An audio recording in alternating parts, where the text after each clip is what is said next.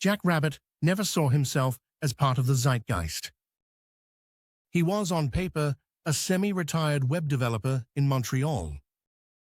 His parents, migrants from San Francisco sometime around 1969, had named him as part of an elaborate inside joke. The kind that confuses every border agent and every substitute teacher. Over the years, Jack learned to let the punchline roll right off his back. The internet was both his home and his canvas.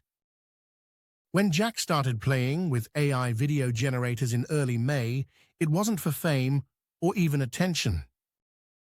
He hadn't planned anything more ambitious than making his friends laugh.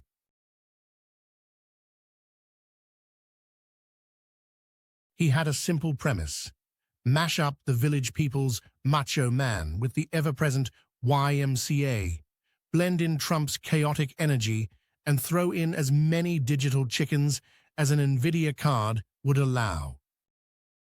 The punchline: Taco Taco Man, a parody that was partly a culinary anthem, partly a dig at political whiplash, and partly an homage to things Jack fundamentally didn't understand about American culture. The initial upload was a throwaway. May 21st, 2:13 a.m., Jack pressed upload on Taco Taco Man, Trump's Chicken Dance remix. He watched the rendering bar finish, shrugged, and went to make instant ramen. If ever there was an iconic moment in internet lore, this wasn't it.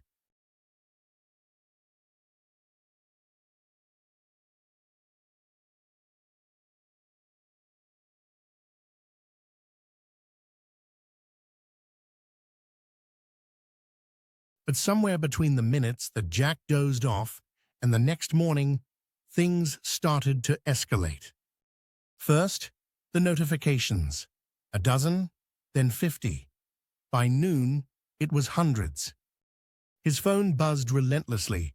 His inbox looked like a parade of countries: France, Brazil, Japan, Israel, a cluster of usernames in Cyrillic script. The video had caught, then it had spread. TikTok, YouTube, Instagram Shorts. Algorithms, voracious, indiscriminate, and always hungry, latched onto the image of a near-perfect digital Trump flanked by an army of dancing chickens chanting Taco Taco Man to the beat of synthesized disco.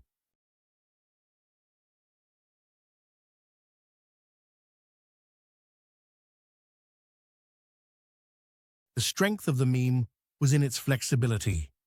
By Wednesday, someone in Manila had created a Tagalog version. On Thursday, a Turkish group rewrote the verses as a referendum on currency devaluation. Spanish, German, Hindi, Arabic, each region had their own spin. Even a Quebecois remix popped up, starring a digitally manipulated Pierre Poilievre. Within days, Jack's accidental creation became the world's first certified global political parody earworm. It would have ended there, except for two things. First, nostalgia, and second, politics.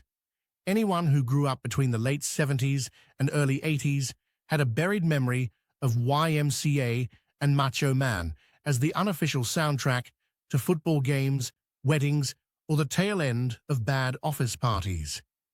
By the mid-2010s, these songs had made a strange resurgence at MAGA rallies, their disco DNA now weaponized as a kind of ironic Americana. Trump, meanwhile, from his first term through his second, after his spectacular comeback in 2024, never missed an opportunity to milk their camp value, turning every rally into what some described as a Busby Berkeley fever dream, if Busby Berkeley only cast middle-aged men in red baseball caps. Which is where CNBC comes in. On May 29th, a homegrown slow news Friday, they aired a segment entitled Taco, Trump Always Chickens Out. It riffed on Jack's video, but pressed further, connecting the dots between every recent policy flip-flop, every tough-talking tariff declaration followed by sudden U-turns. Each move was accompanied by a new dance, a new meme, a new version of Taco Taco Man. China, Mexico, Canada, every continent's export market counted. Somehow the music video had become an accidental metaphor for American political volatility. By now, the story had evolved beyond meme status. Netflix called. They said they were considering a documentary, tentatively titled The Taco Taco Effect. The pitch?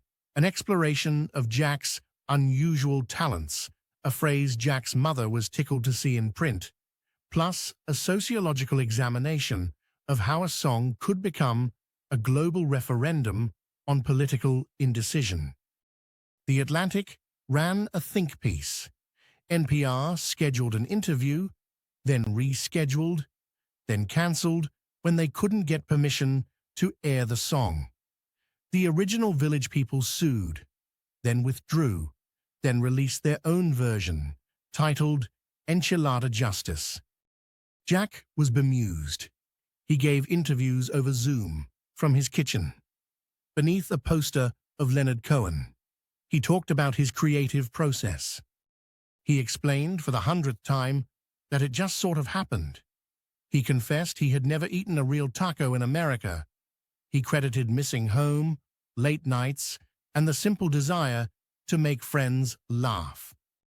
The world looked at Jack and saw something else, a digital folk hero, the everyman who distilled a global mood into a 2-minute video loop. People analyzed his process, tried to reverse engineer his charm, but none of it made sense outside the context of the internet in 2025, a place where politics and parody, algorithms and impulses all collided in the shape of a singing chicken. So Jack kept doing what he always did, watching the news, tinkering with code, and waiting to see what absurd thing would go viral next. As for Taco Taco Man, it lived on, played at rallies and protest marches, remixed into lullabies and ringtones, forever part of the strange, looping digital soundtrack of the 2020s.